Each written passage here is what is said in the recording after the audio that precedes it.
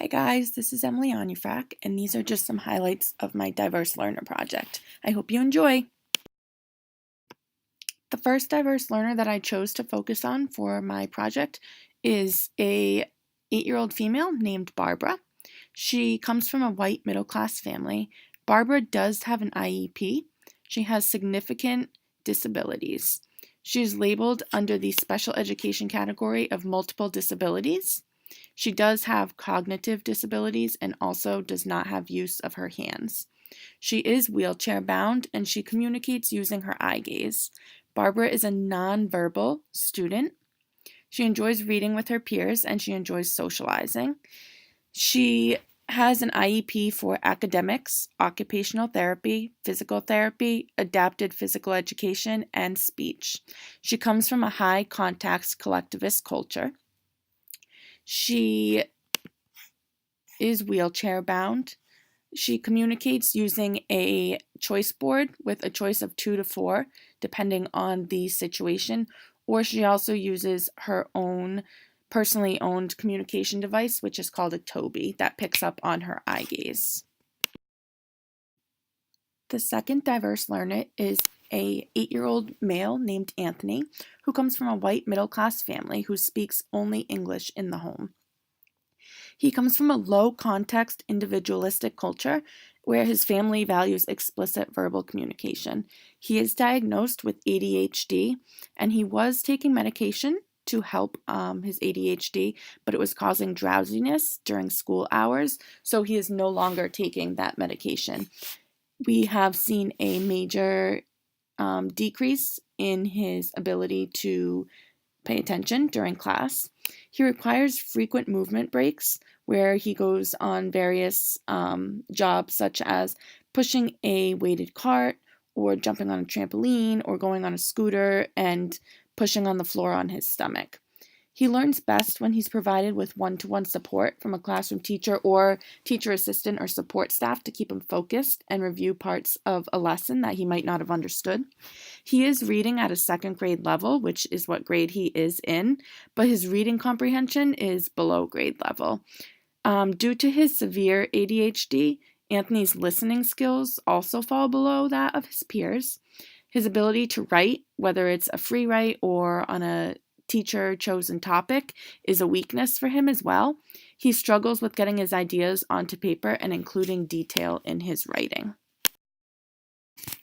My third diverse learner is a 7-year-old bilingual female named Monique who speaks both English and Spanish at home, but the primary language spoken at home is Spanish.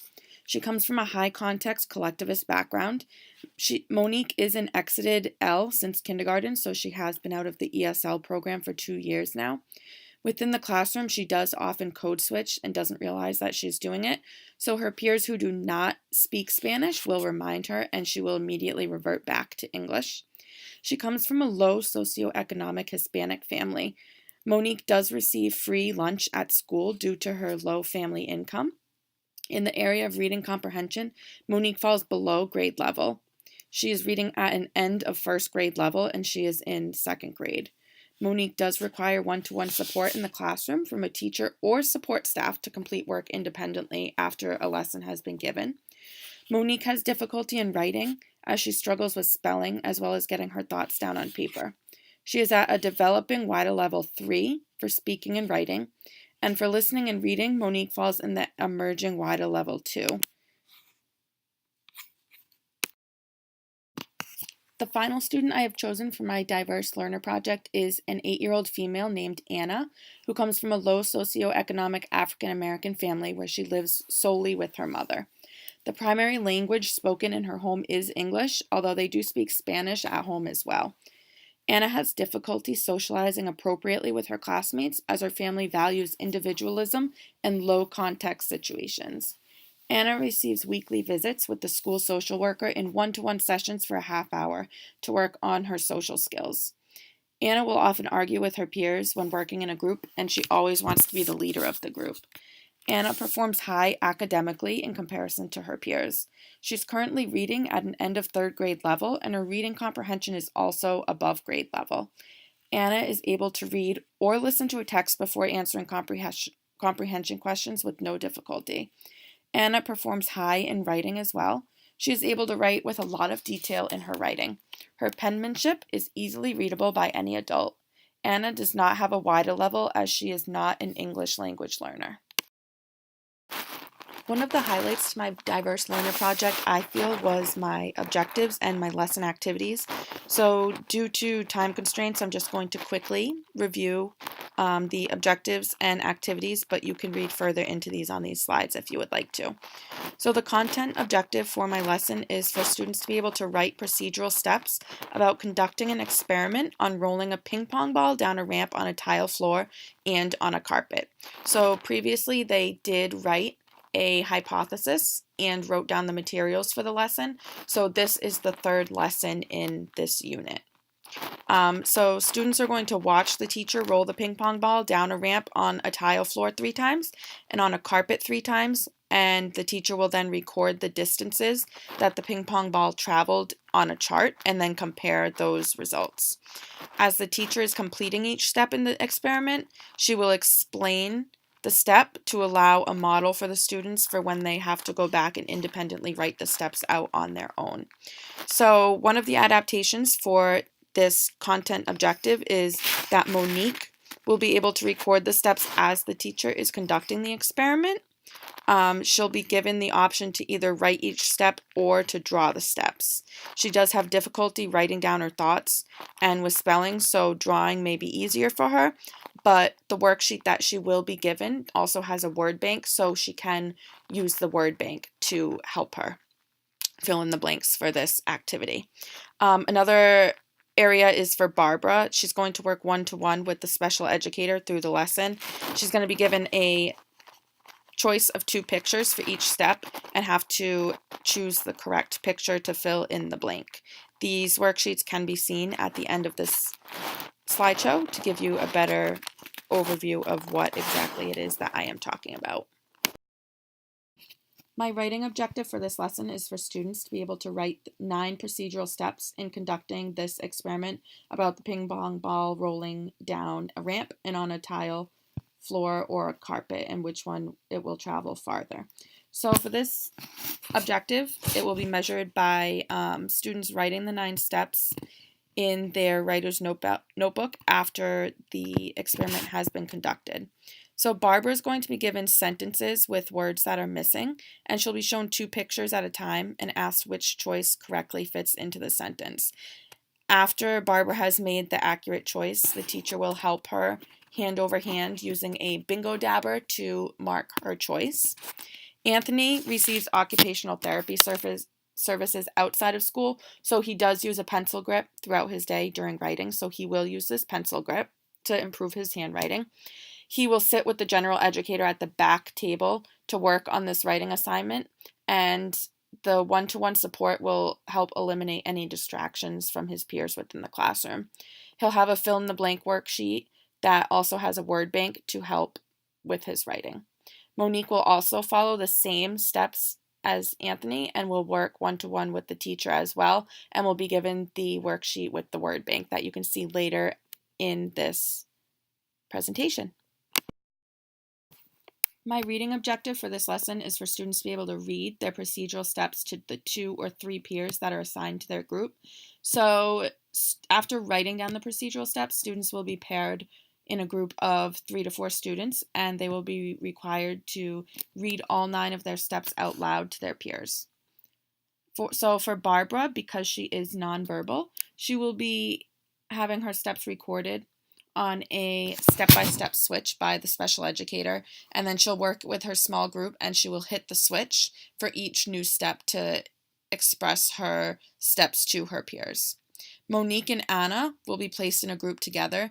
These 2 students will be in a group together so that Anna can help Monique in reading the steps, as Monique does have difficulty in her reading skills and Anna is a high reader.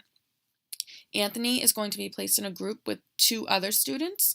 He's going to be in a group with students who are quieter and who tend to stay on topic so that it will decrease any distractions that he might have, and it will help him to stay focused and stay on task when he is reading his steps for his procedural writing. My speaking objective is that students will will be able to give feedback to their peers on their procedural steps orally or by using a communication device. So students will be paired with 3 or 4 other students within the classroom, and they will be required to provide one area of strength to their peers and one area that they could improve upon. This will be required for all students to do for each peer in their group. So because Barbara is a nonverbal student, she will be provided with a yes or no choice board to engage with her peers and provide that feedback. The special educator will sit with Barbara during this part of the activity so that she will be able to ask the questions to Barbara and Barbara can participate in this way. Anna will assist Monique in providing feedback to her peers in their group. They'll work together to share at least one area of strength and one area for improvement to their peers, so they will work on this part of the lesson together. The final objective for this lesson is the listening objective. Students will be able to listen to their 2 or 3 partners' procedural steps by nodding and making eye contact to show that they are listening. So students have been working on this skill in the classroom during daily speaking and reading opportunities. The teacher will make sure that students are engaging and providing eye contact and nodding to show that they are listening by walking from group to group to make sure that all students are engaged. So Barbara does not have the ability to nod her head in an effective way and to make eye contact effectively. So she will show that she is listening to her peers by her facial expressions. When she is engaging with her classmates, she often will smile. So if the teacher notices that Barbara is smiling when her peers are talking, that will show that she has met this listening objective for the lesson. Anthony has difficulty making eye contact with his peers when he's speaking. So to show that he's met this objective, he will just be providing useful feedback to his peers. And if he is able to do that, the teacher will know that Anthony was listening when his peers were speaking to him. So my final highlight for my lesson, I felt, was my assessments. So this is an assessment that I have created and I adapted for Barbara. So she will be sitting with the special educator and the special educator will read the sentences. So for instance, the first one says, place blank on tile floor. The special educator will hold up 2 picture cards, one with a binder on it and one with a pencil, and will say, Barbara, what do you have to place on the tile floor? Is it the binder or is it a pencil? And then Barbara will be required to look at the binder, hopefully, if she is making an accurate choice. And then the teacher will use hand-over-hand assistance to help Barbara use a bingo dabber to mark the choice, the binder. This will happen for all 9 steps for this assignment. This is the writing assignment that I created and adapted for Anthony and Monique. So they are required to fill in the blanks for this assignment.